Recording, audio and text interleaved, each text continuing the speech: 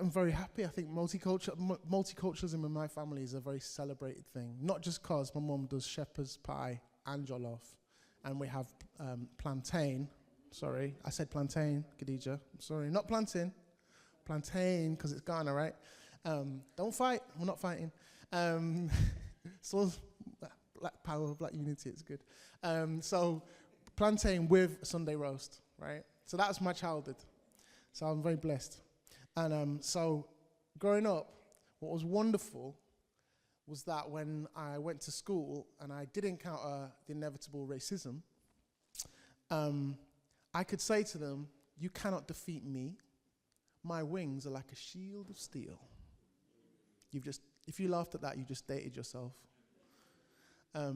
Because my parents had equipped me and my big brother to know who we are.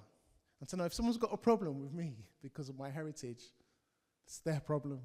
It's not my problem, it's their problem. Because they didn't call us mixed race, mum and dad.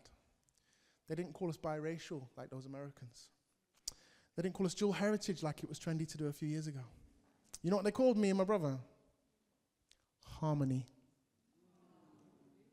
All right. Yeah, they called me and my brother Harmony.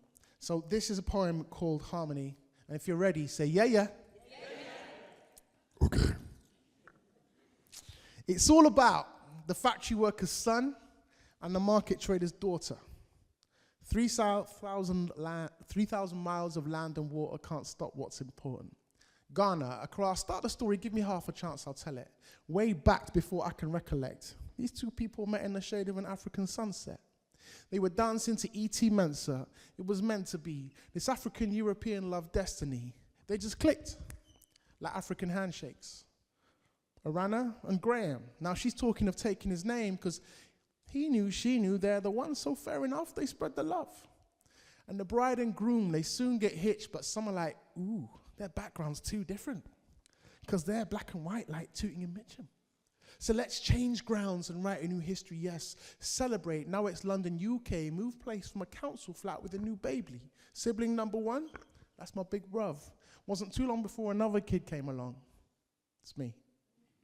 And mum and dad, they gave us love. Well, some bloke was chatting about rivers of blood. Because interracial couples, they were quite rare. Trouble was, if you hold hands, people might stare. So I grew up into my bro's hand-me-downs.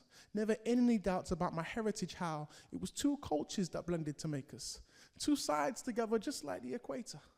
It's like God had a plan for my mama and my father. See, I thank God they called me Harmony. Okay, the other day I was talking to my mom about racism she saw when she was raising her sons. She said, when Dad was at work and I was taking you two to school and playgroup, we had racist abuse.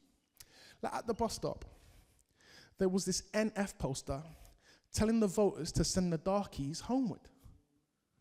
My mom would take the slogans down, stick it in the rubbish then, next day come back, someone stuck it up again. Now every day this process was repeated. She says, I'll keep going till all those posters are in pieces. Because bigots are afraid of what they don't know. I wonder what they would have made at life at my home. We had groundnut soup and shepherd's pie on the stove. We listened to Osibisa, to the Elephants, and to the Beatles' Rubber Soul. So I can rock some St. George socks and some Kente cloth. A head nod to high life and I try and rep God. And the other day I went to my bus stop and guess what? 2024. Now there's racist slogans in my spot. I take the slogans down and I speak politely.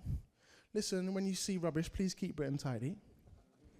And despite these forms that only say black other, I represent my English dad and my grandmother. They made sacrifices that brought us freedom, taught us to see a deeper meaning.